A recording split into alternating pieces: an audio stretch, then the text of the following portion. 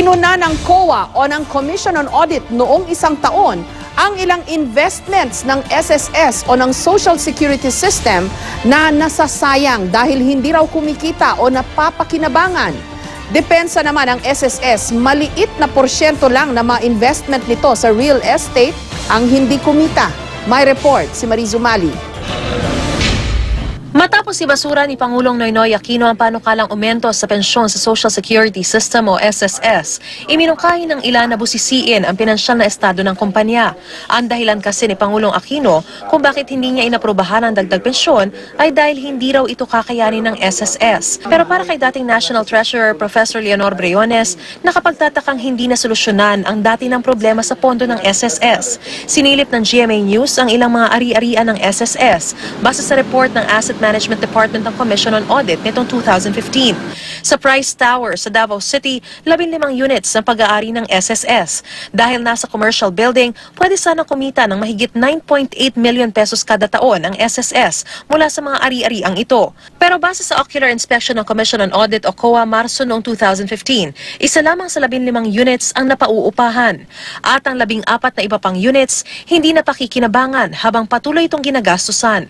May 663 memorial lots din ng SSS sa Mount Apo Gardens Memorial Park sa Davao na hindi napakikinabangan.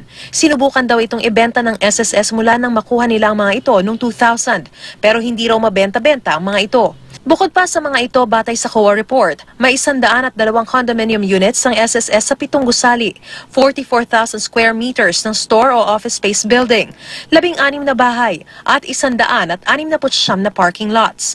Lahat ito nagkakahalaga raw ng halos 18 billion pesos as of December 31, 2014. Pero karamihan daw sa mga ito ay hindi napakikinabangan. Kaya't kung susumahin, aabot daw sa mahigit 198 million pesos ang nawala sa ahensya.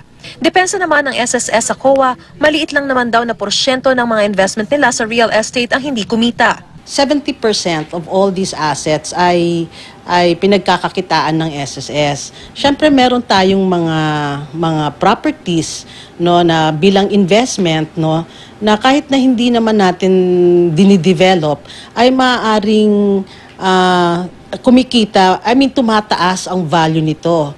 Aminado ang SSS, hindi lahat ng property investment nila ay kumikita sa ngayon, pero hindi naman daw sila tumitigil sa paghahanap ng paraan para maibenta ang mga ito. Kailangan nga lang daw tsumempo sa tamang panahon at tamang presyo.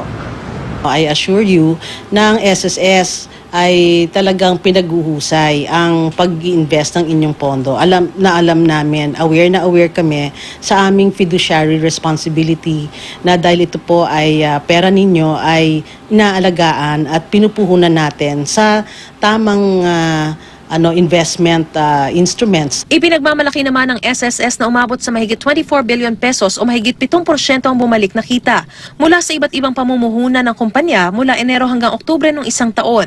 Giit pa rin ng SSS, madaragdagan lang nila ang buwan ng pensyon kung tataasan din ang buwan ng kontribusyon ng mga miyembro. Pero para sa Federation of Senior Citizens Association of the Philippines, marami pang ibang paraan para hindi malugi ang SSS. Ay sana ma-improve yung koleksyon. Okay. Better efforts.